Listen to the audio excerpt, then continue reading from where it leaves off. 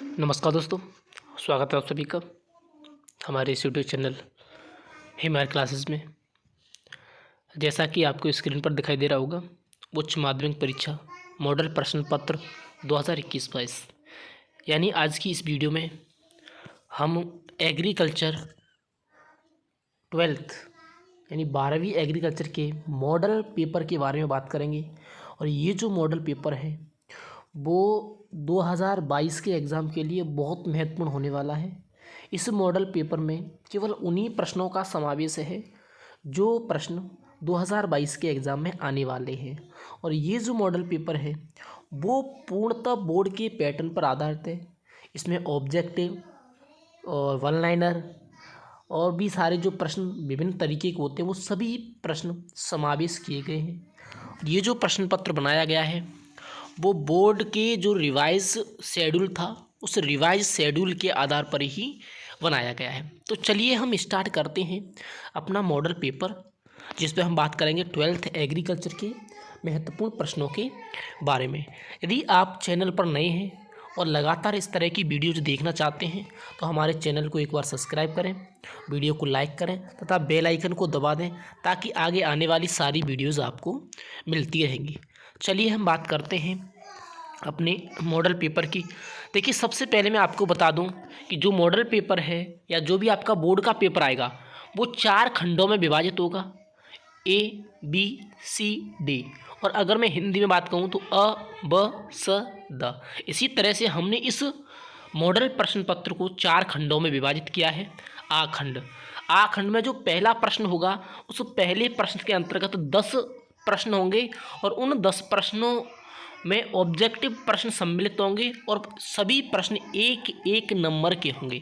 जैसा कि आपको दिखाई दे रहा होगा, मान लो ये हमारा पहला प्रश्न आपको दिखाई दे रहा है स्क्रीन पर। हम पहले प्रश्न से ही चर्चा करते हैं। पहला प्रश्न स्क्रीन पर दिखाई दे रहा है, इसके जो अंक हैं वो आगे यहाँ पर अंकित हैं। सभी प्रश्नों के जो अंक हैं, जितने भी अंक का प्रश्न है वो प्रश्न के आगे अंकित हैं।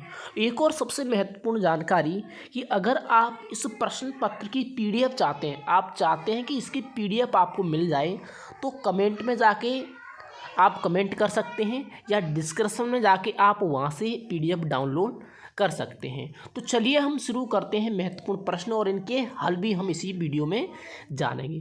तो पहला जो अपना पॉइंट है वो है लवणीय मृदा में सिंचाई की सर्वोत्तम विधि है। लवणीय मृदा में सिंचाई की सर्वोत्तम विधि है।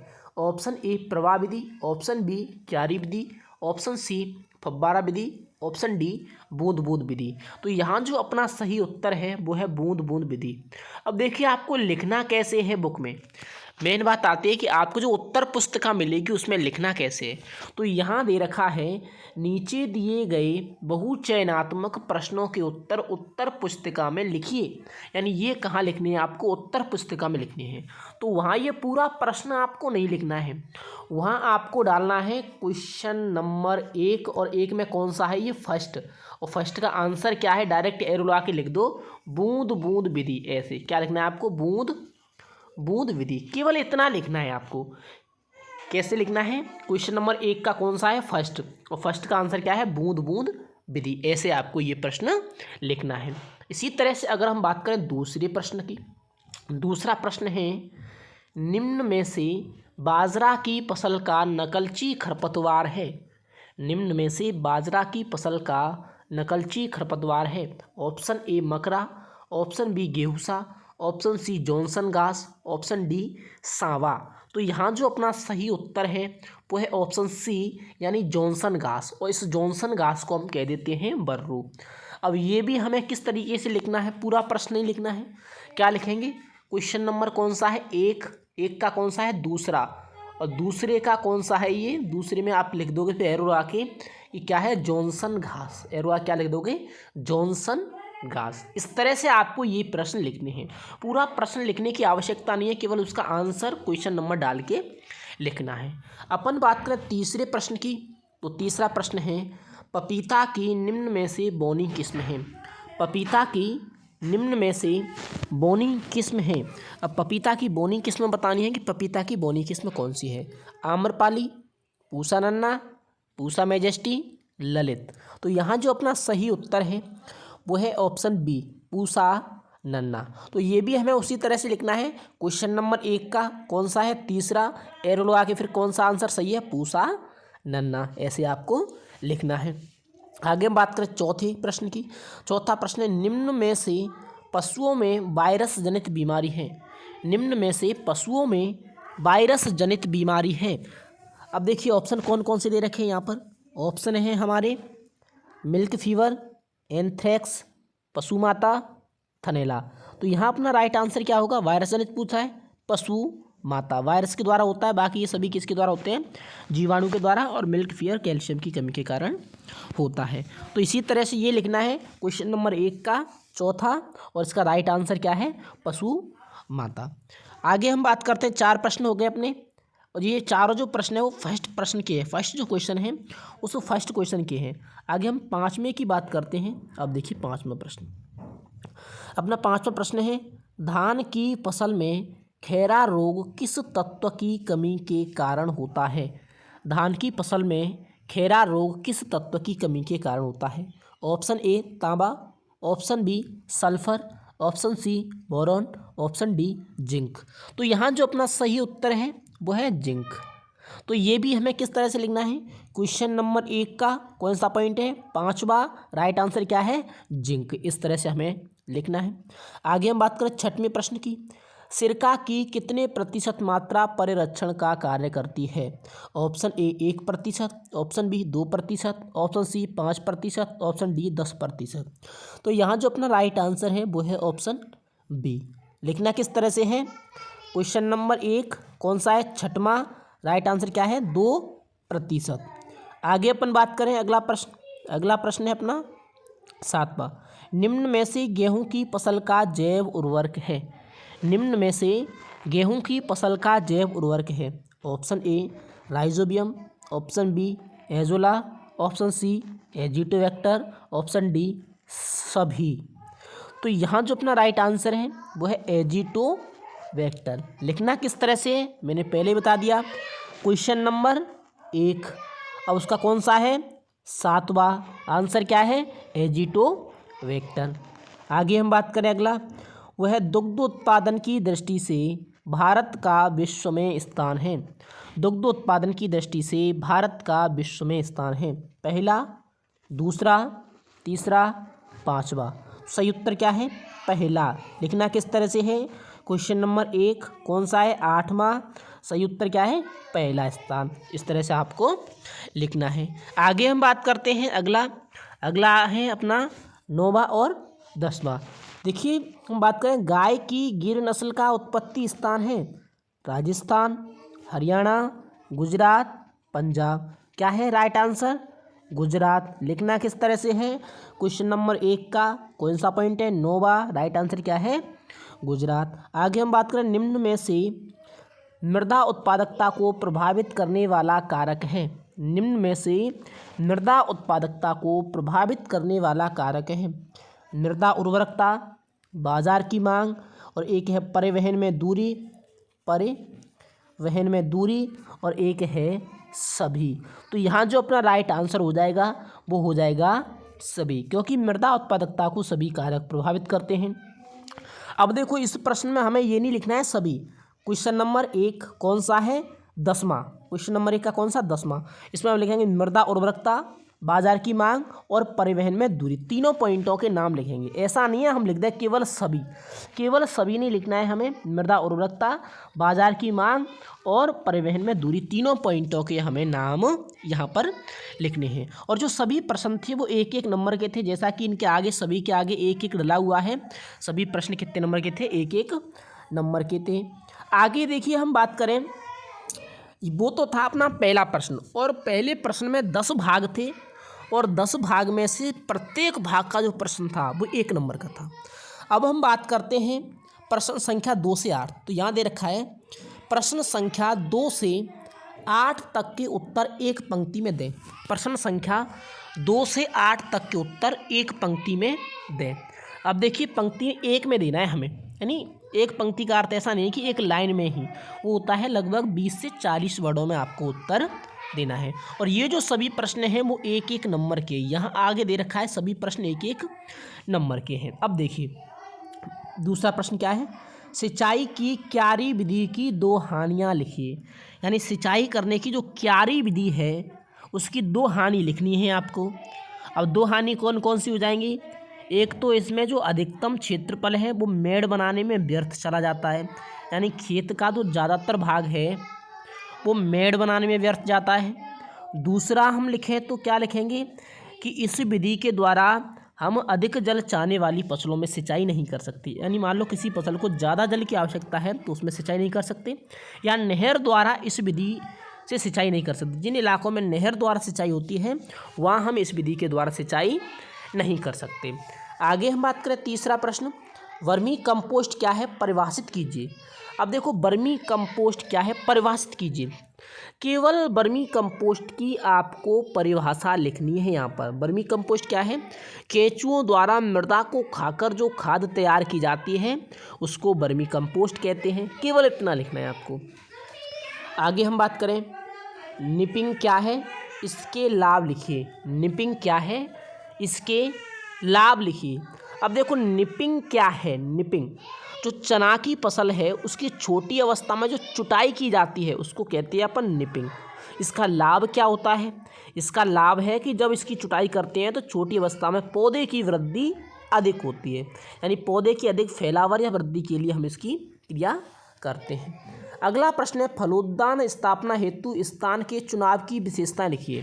यानी फल बगीचे की स्थापना हेतु स्थान के चुनाव की विशेषताएं, स्थान कैसा होना चाहिए आपको बताना है। तो कैसा होना चाहिए, उस स्थान पर मृदा में 2 मीटर की गहराई तक कोई कठोर परत नहीं होनी चाहिए। दूसरा, उस स्थान पर श्रमिक आसानी से उपलब्ध होने चाहिए। उस स्थान पर क्या होना चाहिए, जल की व्यवस्था होनी चाहिए। आगे हम बात करें आम की फसल में अंतःसस्य को समझाइए। आम की फसल में अंतःसस्य, अब देखो आम में अंतःसस्य क्या है, जब आम का बगीचा शुरुआती अवस्था में लगाया जाता है तो कोई आय प्राप्त नहीं होती, तो हम क्या करते हैं 4 पादपों के मध्य में फिलर के रूप में एक 5वां पादप लगा देते हैं और 5वें पादप से आय प्राप्त होती है। इसी को हम क्या कह देते हैं, अंतःसस्य। और जो 5वां पादप लगाया जाता है वो पपीता या केला या फालसा का लगाया जाता है। अगला जो प्रश्न है वो है गाय की जर्सी नस्ल का उत्पत्ति स्थान लिखिए। गाय की जर्सी नस्ल का उत्पत्ति स्थान लिखिए। अब जर्सी नस्ल का उत्पत्ति स्थान कहाँ है, जर्सी द्वीप इंग्लैंड। तो क्या राइट आंसर हो जाएगा, जर्सी द्वीप इंग्लैंड। आगे हम बात करें किन्हीं 2 जीवाणु जनित पशु रोगों के नाम लिखिए। जीवाणु जनित पशु रोगों के नाम लिखिए। अब जीवाणु के द्वारा तो पहला हो जाएगा एंथ्रेक्स और दूसरा हो जाएगा गलघोंटू। एंथ्रेक्स और गलघोंटू दोनों ही जो रोग हैं वो जीवाणुओं के द्वारा होने वाले रोग हैं। तो इस तरह से अपने क्या हो जाएंगे, ये प्रश्न हो जाएंगे। और ये अपना फर्स्ट सेक्शन हो गया। फर्स्ट सेक्शन लगभग कंप्लीट होने को है। थोड़ी से प्रश्न फर्स्ट सेक्शन में अपने, अब देखो फर्स्ट सेक्शन में अपने थोड़े से जो क्वेश्चन बचे हैं उन पर हम चर्चा कर लेते हैं। और ये फर्स्ट सेक्शन का तीसरा टाइप है। जो पहला सेक्शन था उसमें 3 प्रकार के अपने प्रश्न थे, एक तो ऑब्जेक्टिव, एक वन लाइनर और ये स्पेस वाले। अब देखो स्पेस वाले क्वेश्चनों की अपन बात करते हैं। दिए गए 9 से 11 तक के रिक्त स्थानों के उत्तर पुस्तिका में लिखिए। रिक्त स्थानों के उत्तर पुस्तिका में लिखिए। अब जो रिक्त स्थान है उन पर कौन सा शब्द आएगा वो शब्द आपको उत्तर पुस्तिका में लिखना है। लिखना किस तरह से मैं बता देता हूँ आपको। जैसे हम 9वें प्रश्न की बात करते हैं, खाली जगह, रोग पशुओं में पशु आवास की गंदगी के कारण होता है। अब कौन सा रोग पशुओं में पशु आवास की गंदगी के कारण होता है, तो वो है थनैला। तो हम यहाँ क्या लिखेंगे, थनैला। अब देखो क्या हो जाएगा, पूरी लाइन लिखनी है आपको। अब आपको वहाँ डालना है क्वेश्चन नंबर 9 और उसके आगे आंसर लिखना है थनैला रोग पशुओं में पशु आवास की गंदगी के कारण होता है।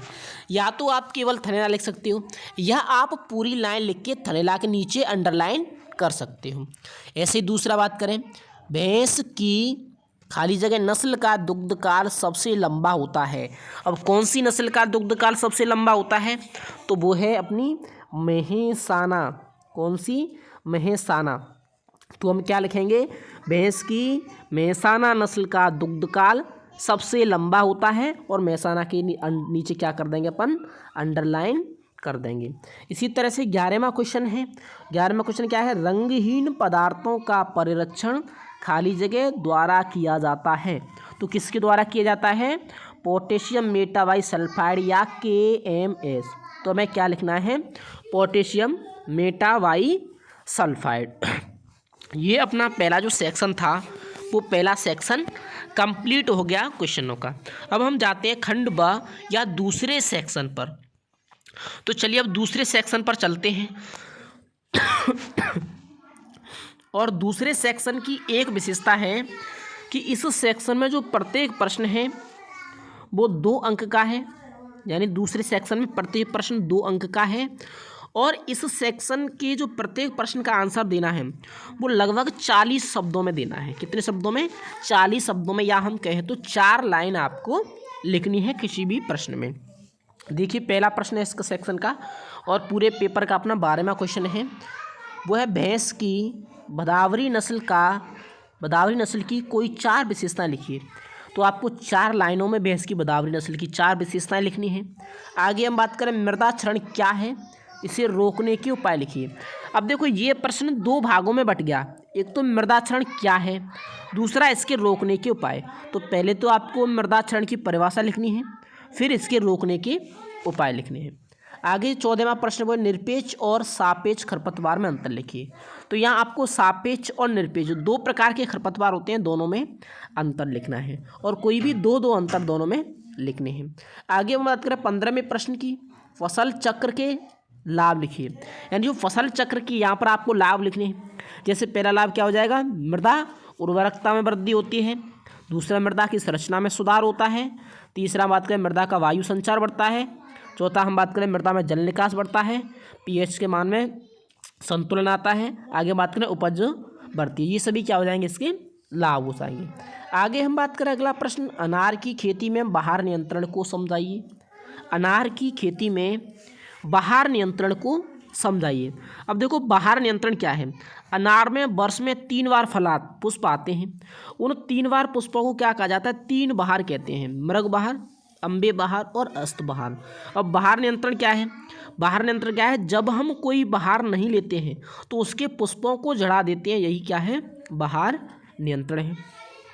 अगला प्रश्न है सर्रा बीमारी का कारण एवं बचाव के उपाय। यहाँ आपको ऊँट में होने वाली जो सर्रा बीमारी है उसका कारण लिखना है, किसके कारण होती है, और उसके बचाव के आपको क्या लिखने हैं, उपाय लिखने हैं। यहाँ पर भी 2 पॉइंट है, और प्रत्येक पॉइंट 1-1 नंबर का ही, ये समझ लो 2 पॉइंट आपको मिलेंगे। ये अपना दूसरा खंड हो गया कंप्लीट। अब हम चलते हैं अपने तीसरे खंड पर। अब हम कहाँ चलते हैं, तीसरे खंड या खंड सी।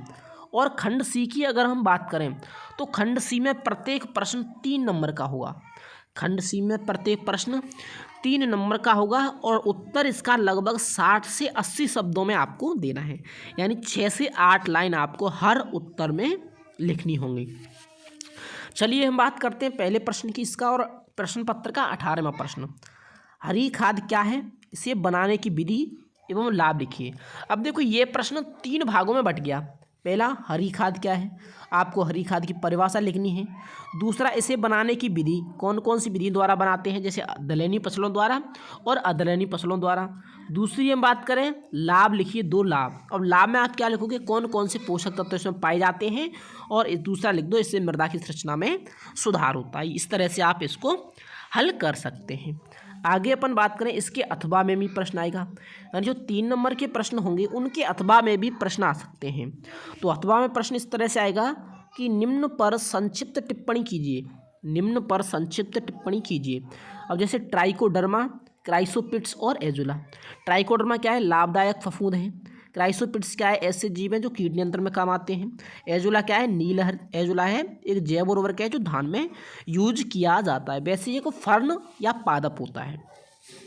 अगले प्रश्न की बात करें, जेली क्या है, जेली की विशेषता लिखिए तथा जेली बनाने में कौन कौन सी कठिनाइयाँ आती हैं चर्चा कीजिए।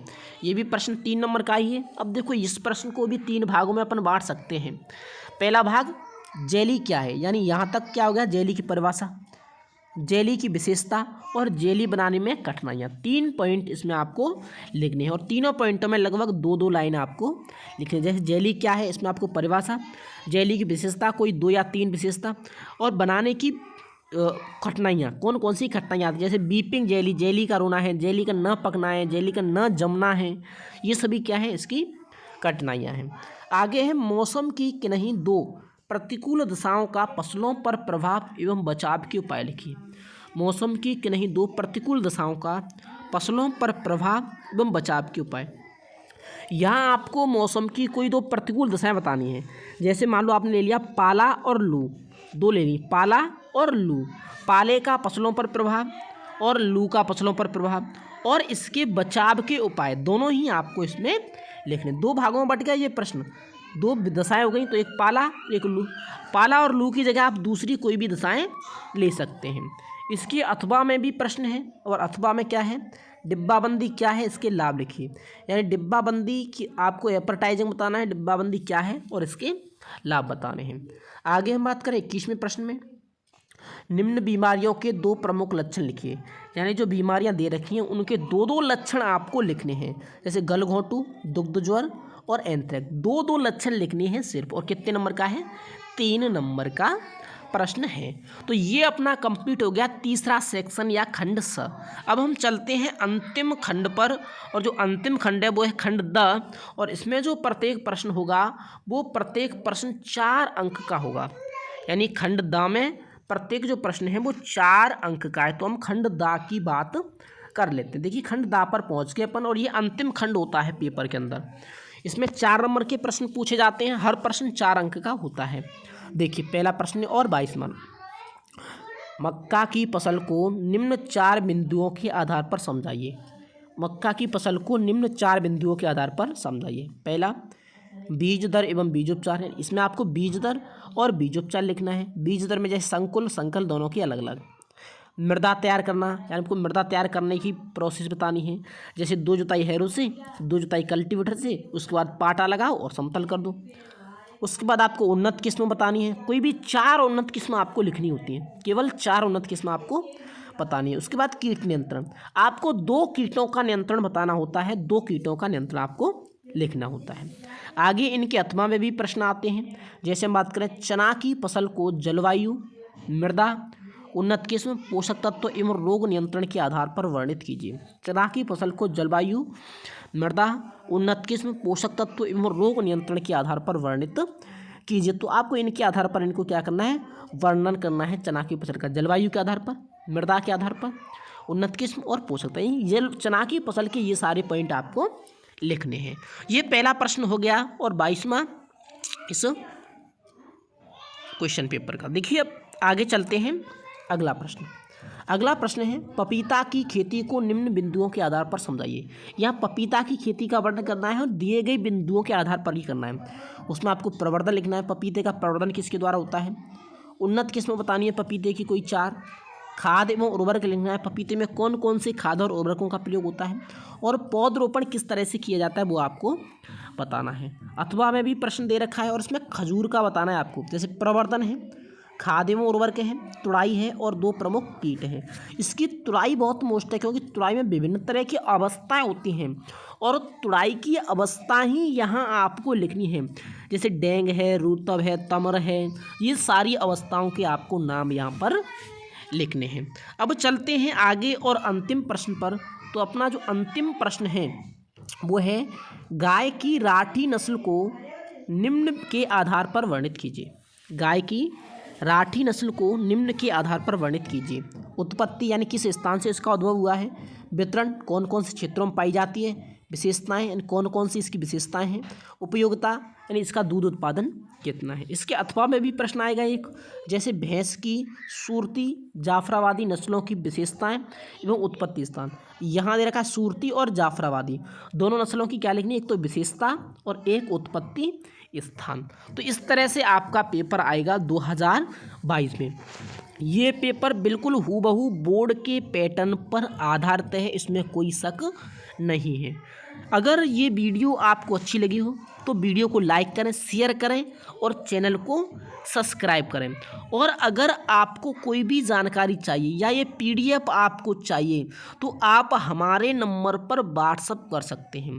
व्हाट्सअप के लिए जो हमारा नंबर है वो नंबर आपको स्क्रीन पर दिखाई दे रहा है। इस नंबर पर आप मैसेज करके कोई भी जानकारी या मॉडल पेपर प्राप्त कर सकते हैं। Thank you.